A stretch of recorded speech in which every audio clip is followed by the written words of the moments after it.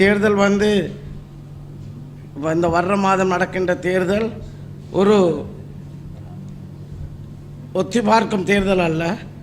நாட்டுடைய பொருளாதாரம் வீழ்ச்சி இருக்கின்ற அதை உயர்த்தி இருக்கின்ற இந்த சந்தர்ப்பத்தில் தொடர்ச்சியாக அந்த பொருளாதாரத்தை பாதுகாக்க வேண்டிய ஒரு பொறுப்பு சாலருக்கும் இருக்கின்ற அடிப்படைகளில் கடந்த அனுபவமற்ற தலைவர்களை தெரிவு செய்ததில் ஏற்பட்ட விளைவை நாங்கள் 3 வருடங்களுக்கு முதல் பார்த்திருக்கின்றோம்.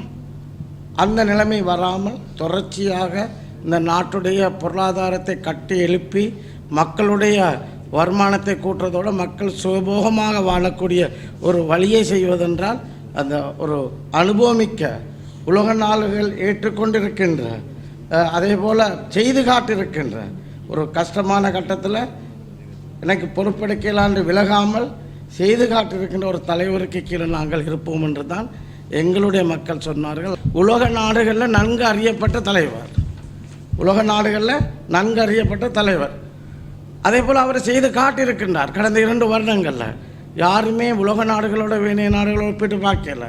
அதை விட மிகவும் முக்கியம் என சொல்லப்பட்டது போல் சிறுபான்மை சமூகம் அனைத்து சமூகங்களுடைய நன்மதிப்பையும் அனைத்து சமூகங்களுடைய பாதுகாப்பிலிருந்து சகலதையும் சரியாக செய்வார் என்று சிறுபான்மை சமூகம் நம்பக்கூடிய ஒரு தலைவர். தமிழ் மக்களாகினும் சரி, முஸ்லீம் மக்களாகினும் சரி, நாங்கள் சென்று கொண்டிருக்கின்ற வழி சிறந்ததாக இருக்கிறது. எனவே இதே வழியிலே சென்று நாம் இந்த நாட்டை நாங்கள் மீளவும் நாங்கள் ஒரு வளர்ச்சியான நாடாக மாற்றுகின்ற ஒரு நிலைமைக்கு கொண்டு செல்வதா அல்லது மீண்டும் ரிவர்ஸ் கியரில் போவதா என்பது தொடர்பாக மக்கள் தெளிவாக இருக்கின்றார்கள். கட்சிகள் என்ன முடிவெடுத்தாலும், தலைமைகள் என்ன முடிவெடுத்தாலும் அதனை கேட்கின்ற நிலை இன்று மக்கள் மத்தியில் இல்லை.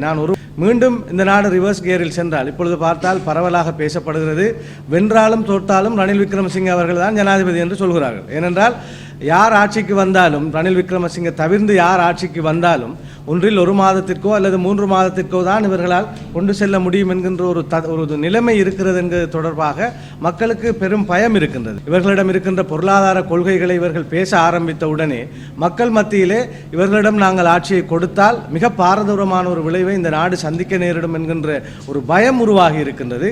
ரணில் விக்ரமசிங்கே அவர்களினுடைய சேவை தொடர்பாக நன்றி உணர்வோடு மக்கள் இருப்பதை நான் பார்த்து, உங்களுக்கு தெரியும், எஸ்ஜேபியினுடைய தலதா அத்துக்கோரல என்கின்ற சட்டத்தரணி அவர் இப்பொழுது இன்று ராஜினாமா செய்து ஜனாதிபதிக்கு தன்னுடைய ஆதரவை தருகிறேன் என்று சொல்கிறார். ஒரு எம்பி பதவியை ராஜினாமா செய்து நான் ஜனாதிபதியை ஆதரிக்கப் போகிறேன் என்ற முடிவை எடுக்கிறார் என்றால் அவருடைய கருத்திலே என்று மிக தெளிவாக சொன்னார். அவருடைய கட்சி சார்ந்த பிரச்சனைகளை ஒருபுறமாக சொன்னாலும் இந்த நாட்டை மீட்டெடுக்கக்கூடிய, சரியான விதத்தில் பொருளாதாரத்தை வழிநடத்தக்கூடிய தகைமை ரணில் விக்ரமசிங்கவுக்கு இருக்கிறது என்கின்றது எஸ்ஜேபியில் இருக்கின்ற எல்லோருக்கும் தெரியும் என்பதை அவர் பகிரங்கமாக சொல்கிறார். எனவே நாம் வீணான வம்புக்காக, நாங்கள் ஒரு கட்சிக்குள் இருக்கின்ற ஒரு தனியாக இருக்கின்ற போட்டிகளுக்காக இந்த நாட்டை பலி கொடுக்க முடியாது, எதிர்காலத்தை பலி கொடுக்க முடியாது.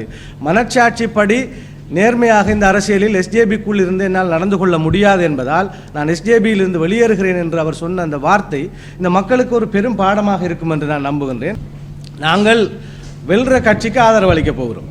வெல்ற கட்சிக்கு ஆதரவு அளிப்பவன் தலைவன் கிடையாது. தான் இருக்கின்ற கட்சியை வெற்றி பெறச் செய்பவன் தான் தலைவன்.